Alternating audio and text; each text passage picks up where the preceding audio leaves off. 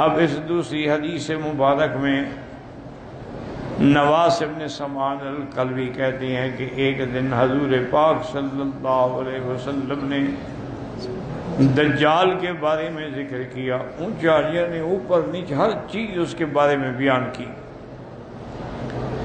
اور بیان میں اتنی تاثیر تھی ہم نے سمجھا کہ شاید یہ جو باغ ہے نا کھجوروں کا ابھی اسی میں دجال کھڑا ہے۔ حضور پاک نے فرمایا دجال کے علاوہ مجھے اور چیزیں ہیں جس کا مجھے ڈر ہے تم پر، دجال بھی فتنہ ہے لیکن اس کے علاوہ بھی اور چیزیں ہیں جس سے مجھے اپنی امت پہ خوف ہے۔ فَإِن يَخْرُجْ وَأَنَا فِيكُمْ، اگر دجال نکلا اور میں موجود ہوا، میری زندگی میں آیا، پھر تو میں ہی اس کا مقابلہ کروں گا، میں ہی کافی ہوں۔ لیکن اگر وہ نکلا اور میں موجود نہ ہوا، یعنی میری موت کے بعد، وفات کے بعد آیا، تو پھر ہر بندہ جو ہے وہ اپنی طرف سے اس کا دفاع کرے گا۔ اللہ تبارک و تعالیٰ میرے خلیفہ ہیں، ہر مسلمان پر نگہبان ہیں، نگران ہیں، اللہ مدد فرمائیں گے۔ آپ نے فرمایا کہ میں تمہیں اس کی نشانیاں بتا دیتا ہوں کہ وہ ایک نوجوان ہوگا، اس کے بال جو ہیں نا وہ گھنگرالے ہوں گے، اور ایک آنکھ اس کی ایسے باہر نکلی ہوگی جیسے چھوٹا سیب کا دانہ ہوتا ہے، اور شام اور عراق کے درمیان سے وہ نکلے گا۔ اس کے بعد پھر وہ یمین شمال ساری دنیا میں جائے گا، کیونکہ دجال جو ہے وہ پوری دنیا میں جائے گا۔ اس کو جیسے کہ ابلیس لعین کو اللہ نے استدراجی قوت عطا فرمائی ہے کہ وہ جہاں چاہے جا سکتا ہے،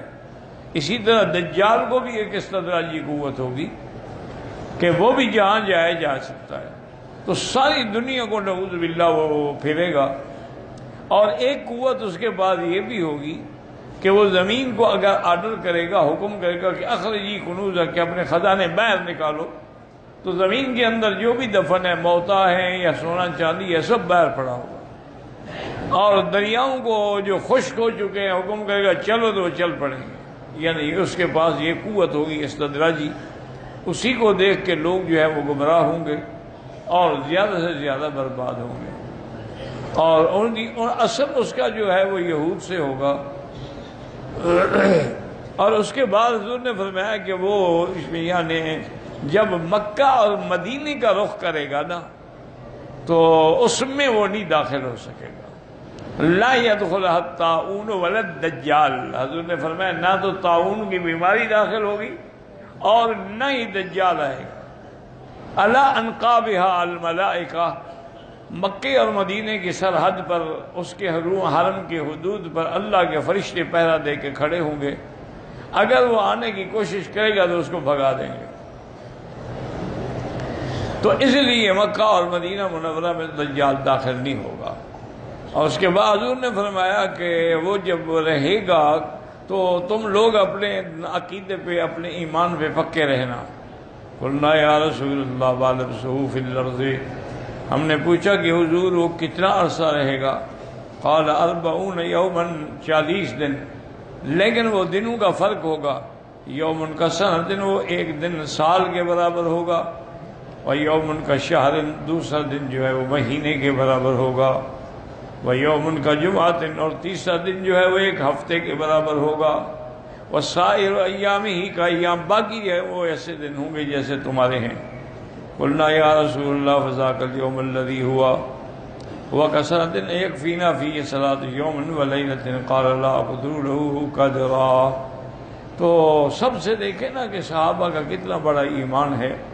ان کو فکر یہ تھا کہ حضور جب ایک دن سال کے برابر ہوگا تو ہم نمازیں کیسے پڑھیں گے؟ نمازیں ایک دن کی پڑھیں گے، سال کی پڑھیں گے، کیسے پڑھیں گے؟ تو حضور پاک نے فرمایا کہ نہیں، نمازیں تم اپنے اندازے کے مطابق ٹائم سیٹ کرو گے تو اس کا تک اندازہ کر لو گے کہ اتنے گھنٹے دن ہے، اتنے گھنٹے رات ہے، تو یہ دن کی نمازیں ہیں اور یہ رات کی نمازیں ہیں۔ وہ نمازیں آپ کو 5 ہی پڑھنی ہوں گی اور اپنے اندازے سے پڑھنی ہوں گی۔ اس کے مطابق یعنی ایک ایسی بات بھی ہے کہ جیسے اب آپ ناروے وغیرہ جائیں نا جی، تو اس کے بالکل قریب وہ جگہ ہے جہاں پر دن اور رات جو ہے نا جی وہ 6 مہینے کے ہوتے ہیں، 6 مہینے کا دن ہوتا ہے اور 6 مہینے کی رات ہوتی ہے۔ تو وہ لوگ جو ہیں وہ بھی پھر اندازہ کر کے جو مسلمان ہیں نمازیں پڑھتے ہیں، ان کو اندازہ کرنا پڑتا ہے، یا ان کو یہ کرتے ہیں کیونکہ قاعدہ یہ ہوتا ہے کہ اقرب المطالع کہ بھی اس کے قریب کون سا ملک ہے جس کے اوقات کو دیکھ کے آدمی تقدیر اندازہ کرے گا۔ تو آپ نے فرمایا تم بھی اندازہ کر کے نمازیں پڑھو گے۔ نماز تو ایسی عبادت ہے کہ وہ کسی حال میں بھی نہیں چھوڑی جا سکتی۔ اور اس کے بعد آپ صحابہ نے پوچھا اسراء فی الارض قال کالغیث استدبرت الريح، صحابہ نے پوچھا حضور وہ کتنی یعنی تیز سفر کرے گا؟ اور میں یوں سمجھ لو کہ جیسے بادلوں کے پیچھے ہوا لگی ہوتی ہے نا، بادل بھاگ رہے ہوتے ہیں، ایسے وہ چلے۔ قال یمر بالحی ویدعوہم ویستجیبون لہ، وہ کسی قبیلے پہ گزرے گا تو ان کو بلائے گا کہ تم مجھ پر ایمان لے آؤ، وہ اس پر ایمان لائیں گے تو وہ کہے گا اچھا آسمانوں سے بارش برسو تو بارش شروع ہو جائے گی، والارض فتنبت، زمین سے کھیتیاں نکل پڑیں گی، برکات ظاہر ہو جائیں گے، وَتَرُوحَ عَلَيْهِمْ صَالِحًا فَيَتْبَعَ كَانَ ذَرِيعٍ وَأَمَدَّهُ خَوَاصِرَ وَأَصْبَغَهُ ذُرُوًا۔ اب ان کے جانور جب جائیں گے وہ چل کے اپنے پیٹ بھر کے آئیں گے، ان کے پیٹ بھرے ہوں گے، پسلیاں باہر یعنی پیٹ باہر نکلے ہوں گے، اور ان کے تھن جو ہے دودھ والے وہ بھی بھر چکے ہوں گے دودھ سے۔ وَيَمُرُّ بِالْحَيِّ فَيَدْعُوهُمْ وَيَرُدُّونَ عَلَيْهِ قَوْلَهُ، اور دوسرے قبیلے پہ گزرے گا ان کو دعوت دے گا لیکن وہ اس کی بات نہیں مانیں گے۔ فَتَتْبَعُهُ أَمْوَالَهُمْ فَيُصْبِحُونَ مُمَحَّلِينَ لَيْسَ مِنْ أَمْوَالِهِمْ شَيْءٌ، تو وہ نعوذ باللہ اشارہ کرے گا تو ان کے سارے مال شال سب ختم ہو جائیں گے۔ وَيَمُرُّ بِالْخَرْبِ يَقُولُ لَهَا، زمین ایسی جو ویران پڑی ہوگی، اجڑی ہوئی خشک زمین پڑی ہوگی، اس کو کہے گا اخرجی کنوزک، اپنے خزانے نکالو۔ فتتبعہ کنوزہا کیعصیب النحل، زمین کے خزانے نکل آئیں گے اور وہ اس کے پیچھے ایسے چلیں گے جیسے شہد کی مکھیاں آتی ہیں۔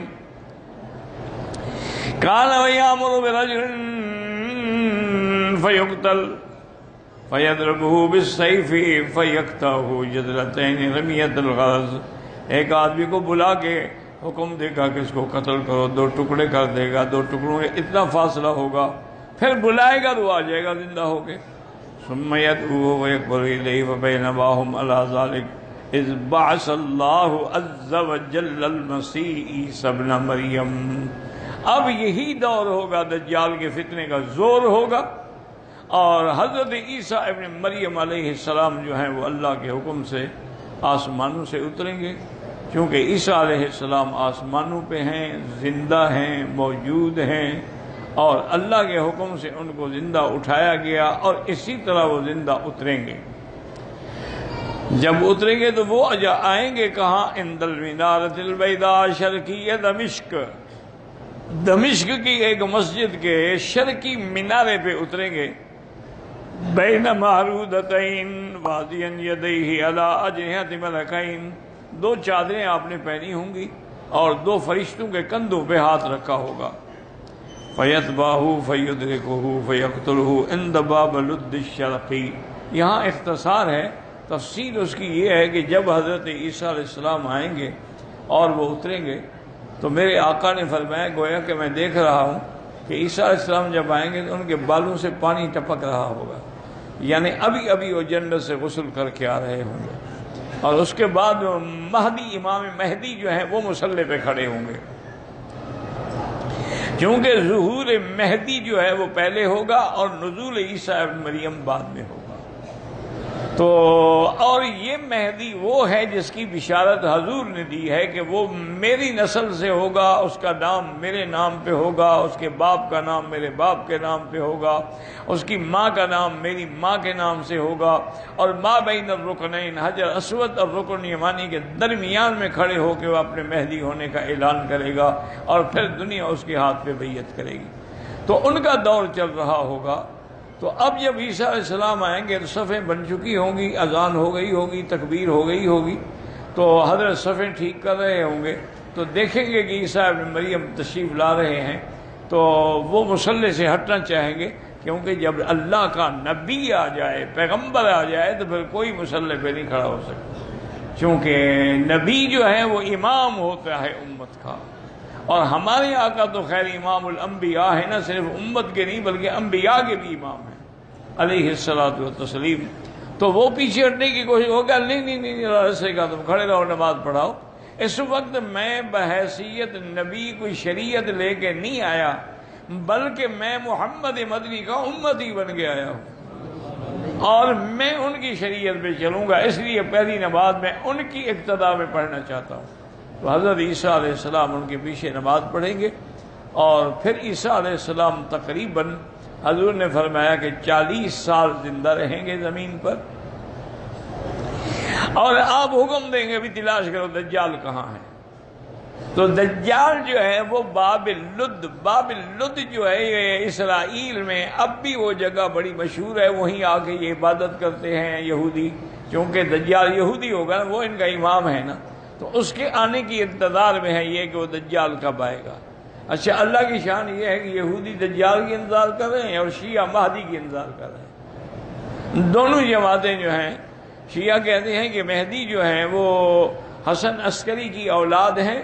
اور وہ ایک غار ہے سراندیب کے علاقے میں، وہاں چھپے ہوئے ہیں، جب وقت آئے گا تو وہ ظاہر ہوں گے،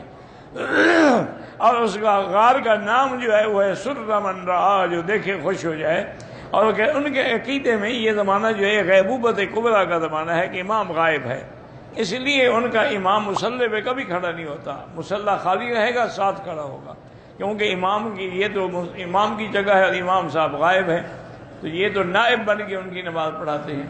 تو یہ بھی ایک، حالانکہ یہ بالکل جھوٹا مہدی ہے جس کا وہ کہتے ہیں حسن عسکری کی اولاد ہی کوئی نہیں ہے، تو اس کا بیٹا مہدی کیسے بن گیا جب وہ کہتے ہیں میری تو کوئی اولاد ہی نہیں ہے؟ اور پھر اتنا عرصہ غار میں بیٹھے ہوئے، اچھے امام ہیں، لوگ تباہ ہو رہے ہیں، امام صاحب غار میں بیٹھے ہوئے ہیں۔ اور یہ بھی ان کا عقیدہ ہے کہ جو اصل قرآن ہے نا بی بی فاطمہ والا، وہ اسی امام کے پاس ہے، یعنی اس کا مطلب امت گمراہ ہوتی ہے، امام صاحب قرآن چھپا کے بیٹھے ہوئے ہیں، قرآن پڑھنے کے لیے آیا، پڑھانے کے لیے آیا کہ چھپانے کے لیے آیا ہے؟ تو بہرحال جیسے یہ جھوٹے ہیں، وہ یہودی بھی جھوٹے ہیں کہ بھی دجال اترے گا، وہ ہمارا امام ہے، پھر پوری دنیا پہ ہماری سلطنت ہوگی۔ تو حضرت عیسیٰ علیہ السلام پہنچیں گے لد پہ، وہ وہاں موجود ہوگا۔ جب اس کی نظر پڑے گی نا عیسیٰ علیہ السلام پر، تو حدیث پاک میں ہے کہ یذوب کما یذوب الملح فی الماء، ایسے گلنا شروع ہو جائے گا جیسے نمک پانی میں ڈالو تو گل جاتا ہے، اور حضرت اس کو وہیں قتل کریں گے۔ فیکسر الصلیب، اور عیسائیوں کی جو صلیب ہے اس کو توڑیں گے، مانا اس کی طاقت کو ختم کر دیں گے، ورنہ ایک صلیب توڑنے سے کیا فرق پڑتا ہے، وہ تو ان کے ہر کے آدمی کے گلے میں صلیب ہے۔ معنی یہ ہے کہ ان کی طاقت ختم ہو جائے گی۔ حضور نے فرمایا کہ یملأ العدل عدلا و قسطا، کہ زمین پر عدل و انصاف کا دورہ ہو جائے گا، اور اتنی دولت ہوگی، اتنی آمدنی ہوگی کہ زکوٰۃ لینے والا غریب کوئی نہیں ہوگا۔ اتنا حضرت عیسیٰ علیہ السلام کے زمانے میں فیض ہوگا، اللہ کی رحمتیں ہوں گی، اللہ کی رحمت کی برساتیں ہوں گی کہ کوئی کسی کے گھر میں محتاج نہیں ہوگا۔ اور آپ نے فرمایا کہ انہ یتزوج، پھر عیسیٰ علیہ السلام شادی بھی کریں گے، تو اس کے بعد فرمایا کہ پھر وہ ہجرت کریں گے مدینہ شریف۔ مدینے میں آنے کے بعد ان کی موت جو ہے وہ مدینے میں آئے گی، وہ یدفن فی روضتی، اور میرے روضے میں دفن ہوں گے۔ حضور نے فرمایا کہ میرے روضے کے اندر اللہ تبارک و تعالیٰ کے حکم سے ایک قبر صدیق کی ہے، ایک فاروق کی ہے، اور ایک عیسیٰ علیہ السلام کی ہے۔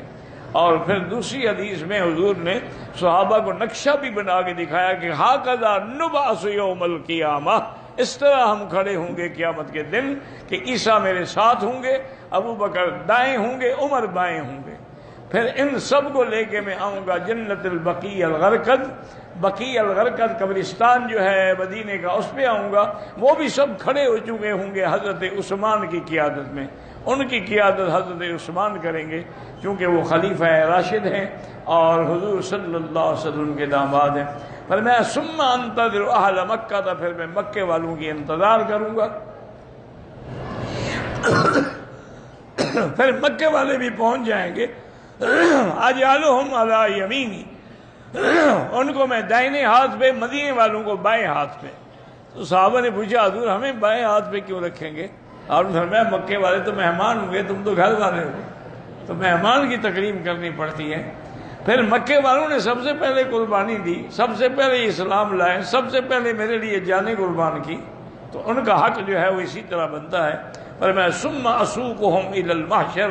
پھر ان سب امت کو لے کے میں شام کی طرف چلوں گا، اور شام میں ہی میدان قیامت قائم ہوگا، وہاں حضور صلی اللہ علیہ وسلم تشریف لائیں گے۔ اللہ تبارک و تعالی ہر مسلمان کا خاتمہ ایمان پہ فرمائیں، اور سرکار دو عالم صلی اللہ علیہ وسلم کی شفاعت نصیب فرمائیں۔